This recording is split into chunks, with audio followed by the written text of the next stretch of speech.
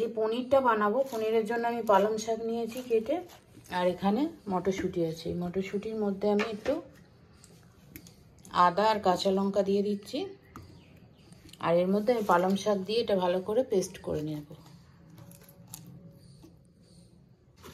আমি এইভাবে পেস্ট করে নিয়েছি, এটাকে আমি এখন মাখিয়ে নেব। পনিরটা বানানোর জন্য আমি পনিরটাকে গ্রেট করে নিয়েছি। এখানে আলুগুলো বয়েল করা আছে। এটা আমাদের গ্রেট হয়ে গেছে। এর মধ্যে আমি গুঁড়ো লঙ্কা গুঁড়ো, একটু গরম মশলা, একটু গোলমরিচ গুঁড়ো, সামান্য হলুদ,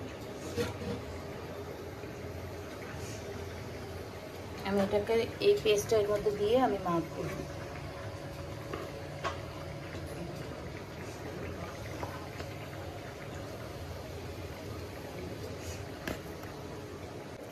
এটা মাখানো হয়ে গেছে। এর মধ্যে আমি নুন দিতে বলতে ভুলে গেছিলাম, আমি নুন দিয়ে এটাকে মাখিয়ে নিয়েছি। তেল আমাদের গরম হয়ে গেছে। আমি একটা একটা করে এরকম গোল গোল করে ছেড়ে দিচ্ছি, ভেজে নেব।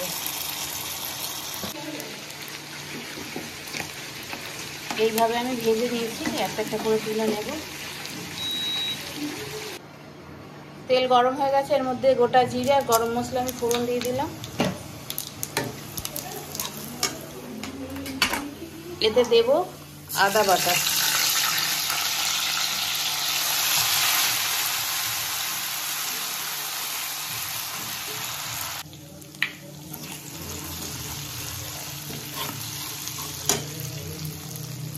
এর মধ্যে আমি টমেটো কুচিটা দিয়ে দিলাম।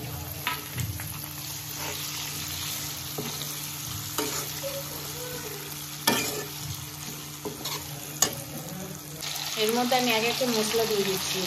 হলুদ গুঁড়ো দিয়ে দিলাম, লঙ্কা গুঁড়ো,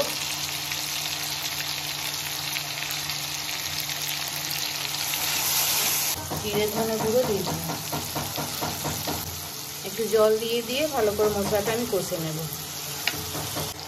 নুন দিয়ে দিচ্ছি। মশলাটা আমার কষা হয়ে গেছে, তেলের ওপর এসে গেছে। আমি এতে জল দিয়ে দেবো।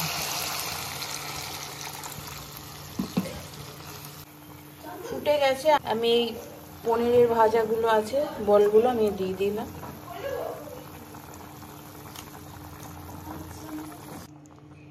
আমি 5 মিনিটের জন্য চাপা দিয়ে দিচ্ছি।